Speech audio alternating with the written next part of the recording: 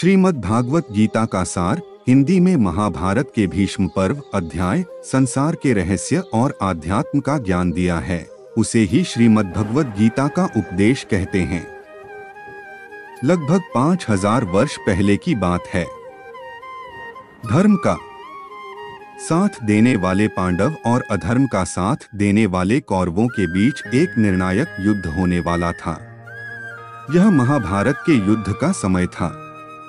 धर्म की रक्षा करने के लिए भगवान श्री कृष्ण बिना शस्त्र उठाए पांडवों के सारथी बनने का दायित्व निभाया।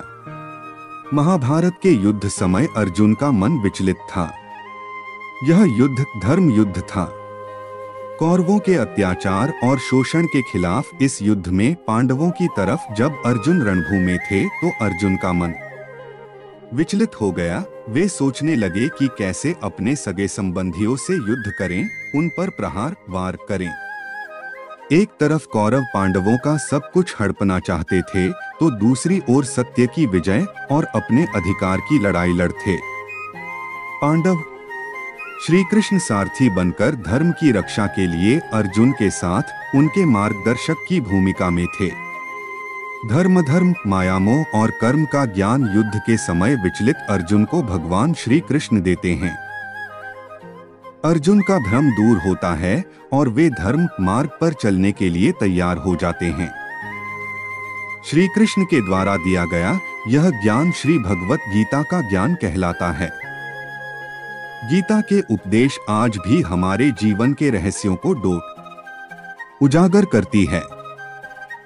अर्जुन की तरह हर इंसान इस जीवन के माया मोह में पड़ा रहता है और भगवत गीता का ज्ञान ही हमें माया मोह के बंधन से आजाद कर सकता है, स्वयं को और सर्वशक्तिशाली ईश्वर को पहचानने का अवसर देता है। श्रीमद् भागवत गीता भगवान श्री कृष्ण द्वारा दिए गए ज्ञान को अर्जुन ने समझा और उनका जीवन धन्य हो गया। आज हम गीता के सार को सरल ढंग से समझेंगे और अपने जीवन को सर्वश्रेष्ठ बनाएंगे। क्या है श्रीमद् भागवत गीता? भागवत गीता में दर्शन है। श्री भागवत गीता में कुल 720 श्लोक हैं, 18 अध्यायों में बटा हुआ है। हिंदू धर्म में भगवत गीता को उपनिषद और धर्म सूत्रों बराबर माना गया है। जो ज्ञान उपनिषदों और धर्म सूत्रों में है, उसी ज्ञान को गीता में सरल और सहज ढंग से बताया गया है। आम इंसान गीता के सार को आसानी से समझ सकता है, लेकिन गीता के श्लोक संस्कृत भाषा में लिखे हुए हैं। गीता के सरल भाषा में अनुवाद बड़े बड़े विद्वानों ने भी किया है। जीवन के रहस्यों को उजागर करती गीता का सार जिसने समझकर अपने जीवन में उतार लिया, उसने जीवन के सत्य को जान लिया। गीता के श्लोकों की कई विद्वानों ने व्याख्या की है जो पूरे जीवन के रहस्य को उजागर करती है। आत्मा, जीवन, कर्म, पुरुषार्थ, इन पर रहस्य वाली बातों से पर्दा उठाया गया है। यानी जीवन के रहस्य को श्री कृष्ण द्वारा जब अर्जुन को समझाया गया, अर्जुन के जीवन में परिवर्तन आया। आइए हम संक्षेप में इन श्लोकों के माध्यम से गीता का सार समझते हैं। गीता का सार भागवत गीता में श्री कृष्ण जी ने बताया कि मनुष्य का कल्याण कैसे हो सकता है।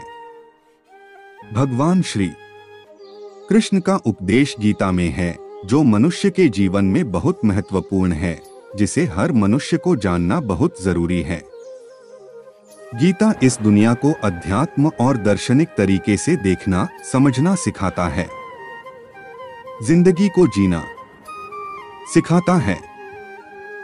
हम अक्सर अपने जीवन और उसके उद्देश्य को लेकर कई तरह के प्रश्नों से जूझते रहते हैं, लेकिन गीता हमें इन हर प्रश्नों का जवाब बहुत ही अच्छी तरीके से देता है। यह ज्ञान हर मनुष्य के लिए जरूरी है, चाहे वह किसी भी धर्म का हो। आइए गीता के सारांश को समझें। धर्म की रक्षा के लिए अवतार यदा यदा ही धर्मस्य ग्लानिर्भवति भारतः अभ्युत्थानमधर्मस्य तदात्मानं सृजाम्यहम्। चतुर्थ अध्याय श्लोक 7। इस श्लोक में अर्जुन से श्री कृष्ण कहते हैं कि जब जब धर्म सत्य की ग्लानि यानी उसका लोप होता है और अधर्म बढ़ता है, तब तब मैं स्वयं श्री कृष्ण धर्म के अभ्युत्थान उदय के लिए अपनी रचना करता हूँ, अर्थात अवतार लेता हूँ। अर्थात पृथ्वी पर पाप दोष बढ़ने पर ईश्वर स्वयं किसी न किसी रूप में आकर उसका अंत करते हैं। चिंता त्याग कर कर्म करो तो वा प्राप्यसि स्वर्गम जित्वा वा भोक्ष्यसे महिम। तस्मात् उत्तिष्ठ कौन्तेय युद्धाय कृत निश्चयः। चतुर्थ अध्याय श्लोक 7। श्री कृष्ण ने अर्जुन के शंका का समाधान करते हुए कहा, यदि तुम अर्जुन युद्ध में लड़ते लड़ते वीरगति को प्राप्त होते हो तो स्वर्ग मिलेगा, और यदि युद्ध में विजय प्राप्त करते हो तो इस वसुंधरा धरती के हर सुख को पाओगे। श्री कृष्ण आवाहन करते हुए अर्जुन से कहते हैं, इसलिए उठो और युद्ध करो। भगवान श्री कृष्ण ने इस श्लोक के द्वारा इंसान को कर्म करने की प्रेरणा देते हैं। वर्तमान कर्म पर ध्यान देना चाहिए, तभी जीवन में सुख मिल सकता है। गीता में कहा गया है कि चिंता चिता के समान है। आज के समय में तनाव के कारण तरह तरह की बीमारियां इंसान को हो रही हैं।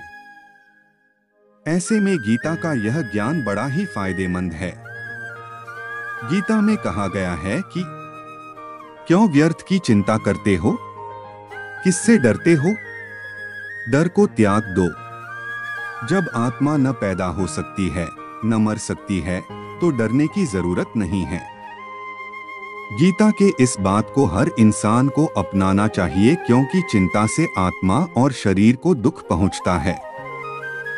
माया मोह का त्याग करें। ध्यायतो विषयान् पुंसः संगस्तेषु जायते संगात् संजायते कामः कामात् क्रोधोऽभिजायते। चतुर्थ अध्याय श्लोक 7। श्लोक के माध्यम से श्री कृष्ण ने मनुष्य को अपनी मन से मायामोह के बंधन को त्यागने के लिए कहा कि विषयों वस्तुओं के बारे में सोचते रहने से मनुष्य को उसमें माया मोह में डूब जाता है। इससे उनमें कामना यानी इच्छा पैदा होती है और कामनाओं में विघ्न आने से क्रोध जन्म लेता है। योगीराज श्री कृष्ण ने क्रोध, ईर्ष्या, स्वार्थ जैसे दुर्गुण का जन्म होता है, जिसे इंसान अधर्म के रास्ते पर चला जाता है। इस तरह से गीता के श्लोक से पता चलता है कि इंसान का नैतिक पतन इसी कारण से होता है। क्रोध बुद्धि को डोट नष्ट करता है। क्रोधात् भवति सम्मोह, सम्मोहात् स्मृति विभ्रम, स्मृति भ्रंशात् बुद्धिनाशो, बुद्धिनाशात् प्रणश्यति। द्वितीय अध्याय श्लोक 63। यह लोग हमें बताता है कि किस प्रकार विरोध करने से मनुष्य का विनाश होता है। मनुष्य की मति यानी बुद्धि जब मारी जाती है तो स्मृति भ्रम हो जाता है। बुद्धि के खत्म होने से इंसान स्वयं का विनाश कर बैठता है। इसलिए क्रोध से दूर रहना चाहिए, अन्यथा यह विनाश का कारण बनता है। इस श्लोक से गीता में श्री कृष्ण ने यही शिक्षा दी है। आत्मा अजर अमर है, नैन छिद्रंती शस्त्राणि नैन दहती पावकः, न चैन क्लेद्यन्त्यापो न शोष्यति मारुत। द्वितीय अध्याय श्लोक 23। गीता के इस श्लोक का अर्थ की आत्मा को न शस्त्र से काटा जा सकता है, न आप उसे जला पाती है। आत्मा पानी से भी भीगती रही है। आत्मा को न हवा सुखा सकती है। श्री कृष्ण ने कहा कि आत्मा अजर अमर है और शाश्वत है। इंसान की आत्मा अगर माया मोह के बंधन में बंधी होती है तो उसे मोक्ष नहीं मिलता है, इसलिए आत्मा का शुद्धिकरण जरूरी है। गीता सार में कहा गया है कि यह शरीर नश्वर नाश होने वाला है। यह शरीर 5 तत्वों से अग्नि, जल, वायु, पृथ्वी, आकाश से बना है। एक दिन शरीर इसी में मिल जाएगा, परंतु शरीर से आत्मा चली जाएगी, क्योंकि आत्मा न जन्म लेती है और न मरती है। यही सत्य है। योगीराज श्री कृष्ण ने कहा है कि मनुष्य का शरीर एक कपड़े की तरह है, जिससे आत्मा हर जन्म में बदलती है। मतलब यह कि मानव शरीर एक दिन नष्ट हो जाएगा, लेकिन आत्मा हर जन्म में शरीर रूपी वस्त्र को बदलती रहती है। यही जीवन मरण जीवन मारण का चक्र भी है। यानी जिंदगी के बाद मौत है, मौत के बाद फिर जिंदगी है। आत्मा जब तक मोक्ष नहीं प्राप्त करती तब तक वह जन्म लेती है।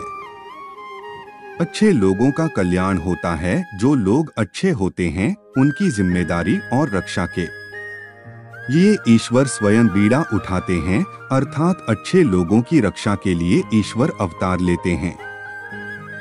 इसलिए हर इंसान को अच्छाई के रास्ते पर चलना चाहिए। परित्राणाय साधूनां विनाशाय च दुष्कृतां धर्म संस्थापनार्थाय संभवामि युगे युगे।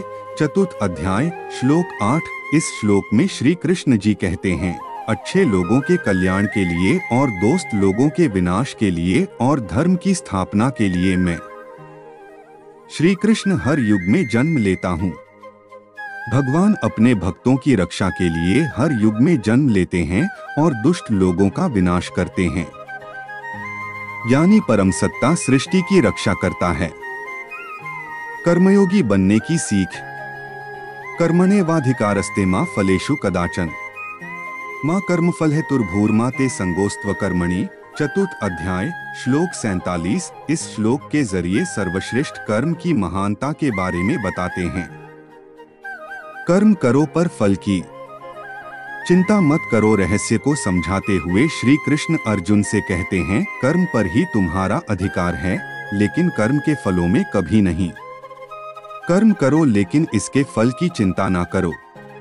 काम करने में तुम्हारा मन लगना चाहिए। इस श्लोक के माध्यम से श्री कृष्ण ने कर्म की महानता को बताया है। यह उपदेश सबसे महत्वपूर्ण और मानव जीवन के लिए कल्याणकारी है। कर्म योग दर्शन का पूरा सार इसी पर टिका हुआ है। काम करो यानी कर्म से ही मनुष्य का निर्माण होता है। हर इंसान को कर्म करके ही पुरुषार्थ करना चाहिए। कर्मयोगी बनने की सीख देते हैं। श्रीमद् भागवत गीता में श्री कृष्ण कहते हैं कि अपने कर्मों के प्रति समर्पित रहता है, अपने कार्य को अच्छी तरह से पूरा करता है, वह जीवन में सफल होते हैं। कर्म प्रकृति कराती है। इस संसार में जिला कर्म के कुछ भी प्राप्त नहीं किया जा सकता है। कर्म ही पुरुषार्थ है। अच्छा कर्म करो यद्यदाचरति श्रेष्ठस्तत्तदेवेत्रो जनः स यत् प्रमाणम कुरुते लोकस्तदनुवर्तते। चतुर्थ अध्याय श्लोक 21। इस श्लोक मेरे श्री कृष्ण ने कहा है कि श्रेष्ठ पुरुष जैसा आचरण करते हैं, यानी वे जो काम करते हैं, दूसरे मनुष्य आम इंसान भी वैसा ही आचरण यानी काम करते हैं। श्रेष्ठ पुरुष जो प्रमाण या उदाहरण प्रस्तुत करता है, समस्त मानव समुदाय उसी का अनुसरण करने लग जाते हैं। इस लोक से श्रेष्ठ मनुष्य को अच्छा कर्म करने की प्रेरणा दी गई है। ज्ञान से ही ईश्वर मिलते हैं। श्रद्धावान लभते ज्ञान तत्परः संयतेन्द्रियः ज्ञान लब्ध्वा परा शांतिं चिरेणाधिगच्छति। चतुर्थ अध्याय श्लोक 39। भगवान श्री कृष्ण ने परम शांति को प्राप्त करने के लिए कहा है कि जो लोग श्रद्धा रखते हैं, अपनी इंद्रियों पर संयम रखते हैं और साधना मेहनती करने वाला होता है, वे अपनी तत्परता से ज्ञान प्राप्त करते हैं। फिर ज्ञान मिल जाने पर जल्द ही परम शांति की प्राप्ति होती है। उस इंसान का मन भटकता नहीं है। इस तरह से वह ईश्वर को प्राप्त करता है। ईश्वर की शरण में जाओ। सर्वधर्मान परित्यज्य मामेकं शरणं व्रज अहत्वा सर्वपापेभ्यो मोक्षयिष्यामि मा शुचः। 18वां अध्याय श्लोक 66। कृष्ण भगवान अर्जुन के सभी शंकाओं का समाधान पल भर में कर देते हैं। सभी धर्मों का त्याग करके जो श्री कृष्ण के शरण में जाता है, उसे श्री कृष्ण स्वीकार कर देते हैं और उनके पापों से मुक्त कर देते हैं। इसलिए श्री कृष्ण स्वयं कहते हैं कि मेरी शरण में आओ, मैं तुम्हें हर पाप से मुक्त कर दूंगा, इसलिए तुम शोक मत करो। मायामोह को त्यागना। कर्म को स्वीकार करना, कर्म करना और परिणाम की चिंता न करना, क्रोध और ईर्ष्या का त्याग करना बताया है। श्री कृष्ण हर मनुष्य को अपने शरण में बुला रहे हैं, उनके पापों को माफ कर देंगे। वर्तमान की सोचो, अक्सर इंसान बीती हुई बातों को लेकर परेशान रहता है या भविष्य की चिंताओं में वह अपना जीवन चिंता के हवाले कर देता है। यही चिंता उसे अंदर से अंदर खाए जाती है। इस चिंता की कोई दवा नहीं है, लेकिन गीता का उपदेश है कि इंसान व्यर्थ में ही भूत बीते समय की बातों पर अपना समय गंवाता है, उस पर अफसोस करता है। भविष्य की चिंता की कैसे सारी चीजें पूरी होंगी, इन बातों के चक्कर में इंसान वर्तमान पर ध्यान नहीं देता है। इसलिए गीता कहता है कि इंसान को भूत की चिंता नहीं करनी चाहिए और बीती हुई बातों पर पछतावा नहीं करना चाहिए। भविष्य की चिंता में चिंतित नहीं होना चाहिए, बल्कि वर्तमान को अच्छा बनाने की कोशिश करना चाहिए, तो भूत और भविष्य स्वयं ही अच्छा हो जाएगा।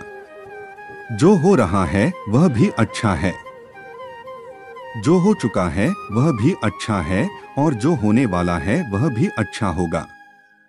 गीता इन सकारात्मक बातों से इंसान को चिंता ना करके कर्म करने की सीख देता है। इस संसार में तुम्हारा कुछ नहीं, गीता के उपदेश के अनुसार तुम खाली हाथ आए हो, खाली हाथ जाओगे। तुम्हारा क्या चला गया है जो तुम रोते हो, क्योंकि तुम कुछ भी साथ में नहीं लाए थे, जो तुमने खो दिया है। जिस धन संपत्ति व वैभव को तुम अपना समझ रहे हो, वह तो भगवान ने तुम्हें दिया है, इसलिए खाली हाथ आए हो, खाली हाथ जाओगे।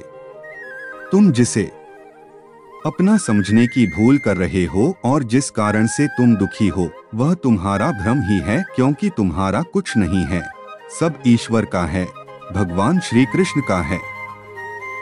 इसी क्रम में गीता, भागवत गीता में कहा गया है कि सभी दुखों का कारण यही है कि इस संसार की हर वस्तु को तुम अपना समझ लेते हो। मृत्यु, जन्म और जीवन का चरण श्री भागवत गीता कहती है कि परिवर्तन, बदलाव ही संसार का नियम है।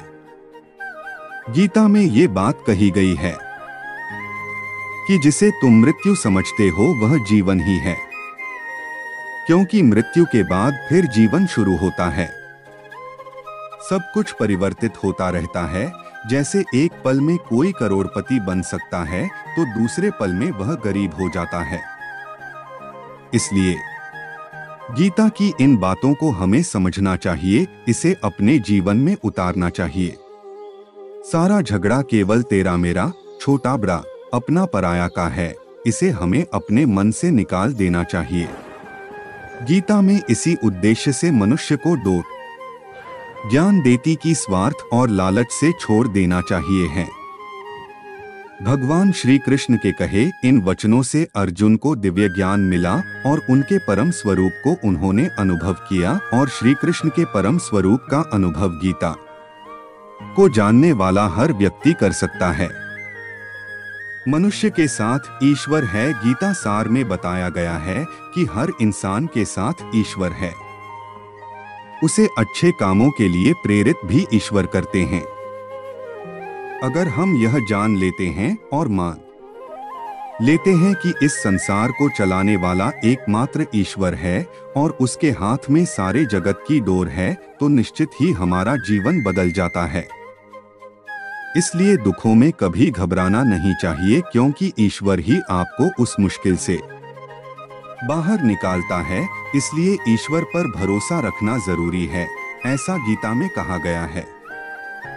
ईश्वर को समर्पित कर दो। इंसान जब खुद को ईश्वर के प्रति समर्पित कर देता है, तो ईश्वर ही उसका सहारा हो जाता है। इस तरह से वह भय, चंद, शोक से हमेशा मुक्त रहता है। इंसान को ईश्वर के प्रति समर्पित होना चाहिए। गीता के उपदेशों में यह बात भी सामने आती है। इंसान जब ईश्वर को सब कुछ अर्पित करता चला जाता है, तो उसे इस जीवन में आनंद का अनुभव होता है। पूर्ण सिद्धि योगी बन सकते हैं। गीता में श्री कृष्ण यह भी बताया कि सच्चे मन से भगवान की पूजा आराधना करने से इंसान पूर्ण सिद्धि भी प्राप्त कर सकता है। जो अपने इंद्रियों को वश में कर लेते हैं और ईश्वर की भक्ति आराधना करते हैं, उन्हें सर्वव्यापी ईश्वर की प्राप्ति होती है।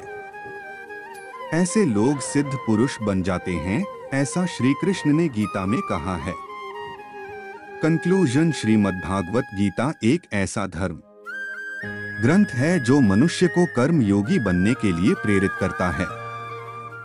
इतिहास के महानतम लोग, चाहे वैज्ञानिक, इतिहासकार, ऋषि मुनि, दार्शनिक या कोई भी रहे हो, उन्होंने गीता को सफलता का रहस्य बताया है। सही मायने में मनुष्य के जीवन की जो सच्चाई है, उसकी झलक आपको योगीराज श्री कृष्ण के उपदेशों में देखने को मिलती है। यदि आप भी जीवन में सफल इंसान बनना चाहते हैं, तो श्रीमद्भागवत गीता का अध्ययन पूरे मन के साथ अवश्य करें। गीता से सीखकर ज्ञान को अपने जीवन में उतारें। यकीन मानिए, आपके जीवन जीने का ढंग, संसार को देखने का नजरिया संपूर्ण रूप से बदल जाएगा। गीता के उपदेश वाकई जीवन में हमें सफलता के मार्ग पर ले जाता है। बड़े बड़े महापुरुषों ने गीता के इन वचनों को अपने जीवन में उतारा है। यदि आपको श्रीमद्भागवत गीता पर आधारित हमारा यह श्रीमद्भागवत गीता का सार हिंदी में पसंद आया है, तो कृपया करके इसे सोशल मीडिया जैसे फेसबुक, व्हाट्सएप, पिंटरेस्ट इत्यादि पर शेयर करना ना भूलें। इसके अतिरिक्त यदि आपके पास कोई सुझाव है या टिप्पणी है, तो उसे कमेंट सेक्शन में अवश्य लिखें।